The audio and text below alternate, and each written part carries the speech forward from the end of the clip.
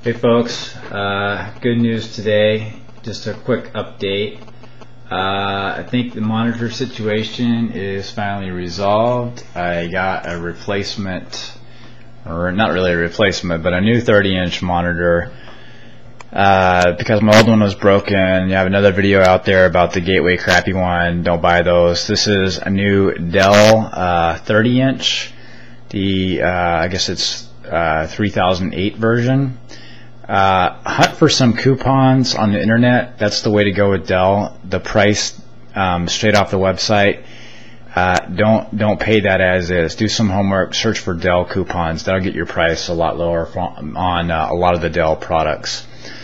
So what you're seeing here again is the new Dell 30-inch monitor with one of my videos running in its original size. It's high definition 1080p. YouTube makes me shrink it down to basically 720p, and then I shrink it down even further just to get the size right to be less than 1 gig rather. YouTube has limitations of less than 1 gig and 10 minutes, so I really struggle with that sometimes. So I've only had this thing for 2 hours, and so far so good. You know, I guess my initial reaction is I forgot how big these things are and bright. This one's pretty bright, but not overly bright where colors are washed out.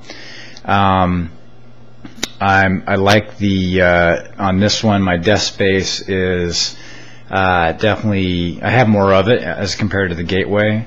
I feel like the monitor is punched out a little bit further towards me, but the overall working area down here is real good. It is, I don't want to do it, but it is height adjustable up and down a little bit. You can swivel kind of like this. You can tilt it up and down, and again, it's also, I can go down with the overall screen. So that's really neat. The Gateway didn't do that at all. I love the silver kind of design around here. It's pretty nice. Colors are really good so far. I'm still playing with some of the settings. I have it on. You have different profiles you can play with. Since I do a lot of photography, I put mine in the sRGB profile. A number of reasons why. It's probably a different video. But over here, let's see if I can do this. We got some compact flash cards, different memory card inputs here, CF, SD media, etc., MMC, and then 2 USB ports down here, which the Gateway didn't have that, and I actually do use those. There's some further ports underneath the monitor here. So it's pretty clean overall. You just have these buttons down here, power, to go through the menus, picture placement, etc. I actually don't want to mess with it for this video here, but so far so good. The quality is really nice. I don't know how this is going to show up, but if you look at this, I'm probably in 1.5 feet away from the monitor here, and it doesn't even fit in the frame of the camera. I'll roll back a little bit.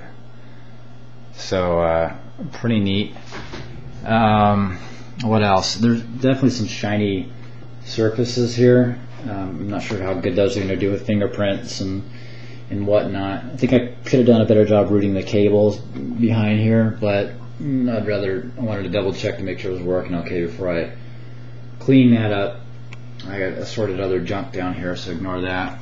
Inputs are great on this thing. I don't know if I'll be able to show you them. Look at that. So there's a whole bunch of inputs I'm not even using yet, basically for sound bars, audio video, for a DVD player. There's HDMI, there's a display port input, 2 DVI hookups. I'm using the DVI right now.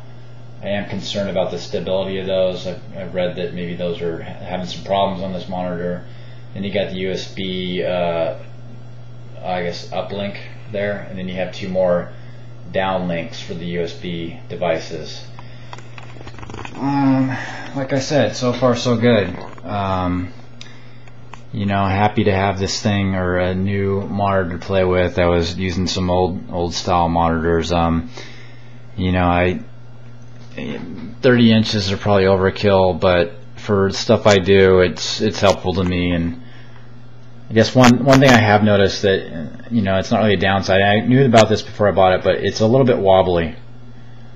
Right? You can, if you want to put in a CF card or something, you're juggling the monitor around a little bit. But that's okay. I knew about that before, and it's not going to fall over or anything like that. So, hopefully you enjoyed that. If you're considering the monitor, it's not a review. Let's see how it goes, but design-wise, picture quality-wise, consider this just an initial impression without real usage. Probably the last thing that people are always concerned about that I'll comment about is I don't see any dead pixels at all, so that's good. I hear Dell has a good return policy on those, so we're all good there, looks like it. So I'm keeping my eye out though. Thanks everyone.